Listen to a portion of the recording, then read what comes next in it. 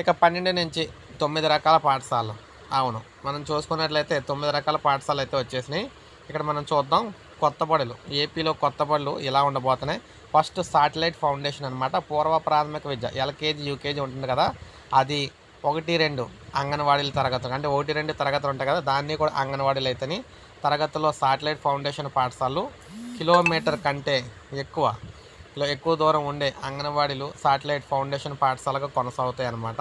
ఇక 2 చూసుకుంటే foundational PP1, 2తో పాటు 1, 2 తరగతులతో ఫౌండేషనల్ పాఠశాలలు ఉంటాయి. వీటిలో 30 మందికి ఒక ఎస్‌జిటి, 60 మందికి ఇద్దరు ఎస్‌జిటీలను అయితే కేటాయిస్తారు. కిలోమీటర్ లోపు దూరంలో ఉన్న అంగన్వాడీలను ఫౌండేషన్‌లో బడుల్లో అనుసంధానం అయితే చేస్తారు.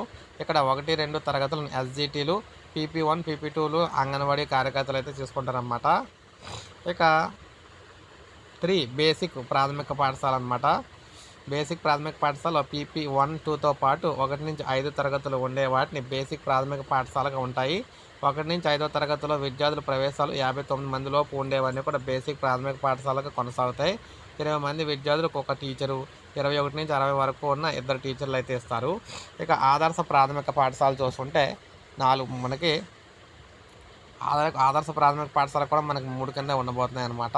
PP1 to 1-5 తరగతులు 59 మంది కంటే ఎక్కువ విద్యార్థులుంటే ప్రధానోపాధ్యాయుడు ఇస్తారు. అదనంగాన ముగ్గురు ఎస్‌జిటీలను అయితే ఇవ్వడం జరుగుతుంది. 6-150 మంది ఉంటే హెచ్ఎం 4 ఎస్‌జిటి పోస్టులు కేటాయిస్తారు. ఇక ప్రతి 30 మందికి అదనంగా ఒక టీచర్ని అయితే ఇస్తారు. ఇక 4 చూసుకుంటే ప్రాథమికోన్నత అనమాట. PP1, 2తో పాటు 1-8 తరగతులు ఉండేవన్నమాట. ఇవి ప్రాథమికోన్నత బడులుగా కొనసాగుతాయి. వీటిలో 1-5 తరగతులను విద్యార్థుల ఆధారంగా బేసిక్, ఆదర్శ ప్రాథమిక పాఠశాలగా ఉంటాయి. 6, 7, 8 తరగతిలో 10 లోపు ఉంటే ఒకరు, అదే 11-30 మంది విద్యార్థులు ఉంటే ఇద్దరు, 31-140 మంది వరకు ఉంటే నలుగురు, ఇలాగైతే పెంచుకుంటూ వెళ్తారు టీచర్లని.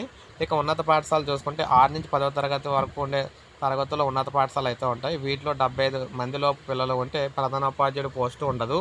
క్లస్టర్ పాఠశాలలు అయితే పటిష్టంగాను అంటే పట్టించుకోకుండా హెచ్ఎం, అదేవిధంగా ఎస్ఏ, పీఈటీ పోస్టులు ఇస్తారన్నమాట. ఇక 5 సెక్షన్లు ఉంటే 8 పోస్టులను అయితే ఇస్తారు.